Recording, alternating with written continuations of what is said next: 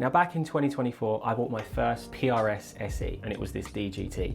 And I can honestly say I was completely blown away with the value for money I got from this thing. It was just so well set up straight off the shelf, played like a dream, and did not feel like a budget level guitar. If I'm honest, same for the SE 2408, same thing. They are both incredible value for money guitars. But after playing the DGT for a few months, like heavily, I realized there were a few things ergonomically that I would change just for my playing style. So the DGT offers 2 volumes, and I much prefer a global volume just because it's less to think about. And I think this is probably going to be the title of this point, just basically less to think about. I find that there's quite a few times where I'm playing the guitar and I'll be on, let's say, the bridge pickup, and I'll go to turn down the volume on the bridge pickup, but I've just accidentally rolled down the volume for the neck, and vice versa. And this is just something that, again,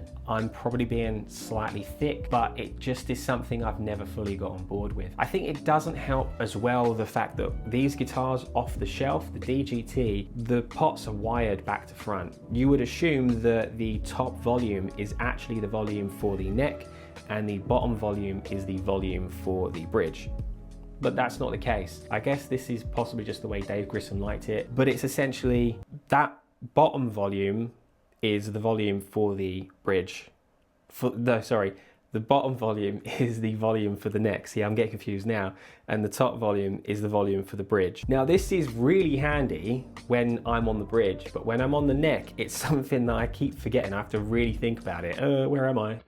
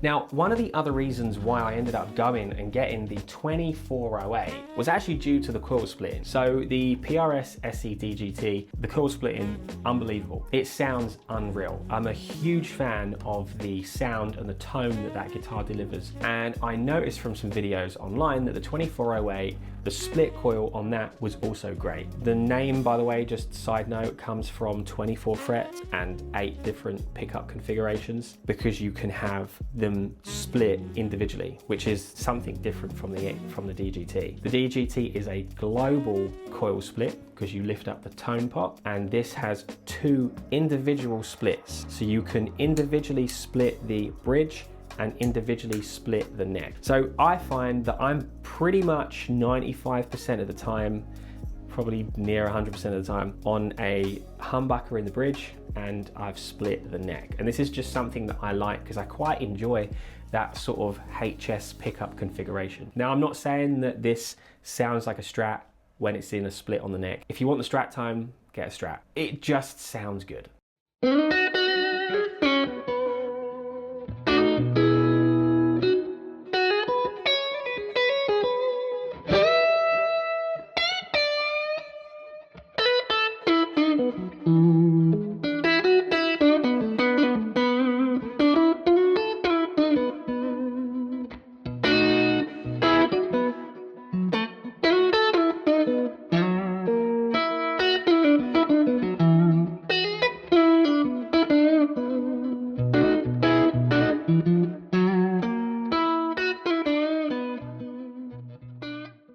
So one of the other points I want to talk about is the necks. Now, if I'm honest, the best thing you can do is hopefully go into a guitar shop that has both of these, or at least one of these, and try them.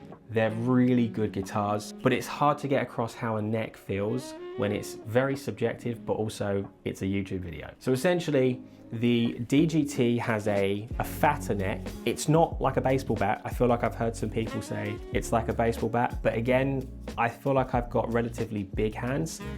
It doesn't feel like a baseball bat to me. The 2408 has a thinner neck, for sure. It's a lot thinner, and also the radius is a lot flatter, or at least, yeah, no, 100%, the radius is a lot flatter. It looks it, for sure, which is better for faster playing. Now, my last point is about tuning stability. Obviously, we have to have guitars that stay in tune and hold their tune well, because basically, what's the point in playing with something that is gonna constantly go out of tune 24/7? That thing will stay in the case for as long as possible. But essentially, these guitars should be pretty much identical because they have the same tremolo system, they've got the same bridge, I'm pretty sure they've got the same nut, and they've got the same tuners as well. Essentially, the setup is the same. However, the DGT is strung with 10s. I've left it like that off the shelf because I quite like the way that feels, and the 2408 is strung with 9s. Now, this is possibly the reason as to why there is a little bit of a tiny issue with the DGT. Now, this is something that another YouTuber called John Cordy, if you haven't heard of him, check his channel out. He's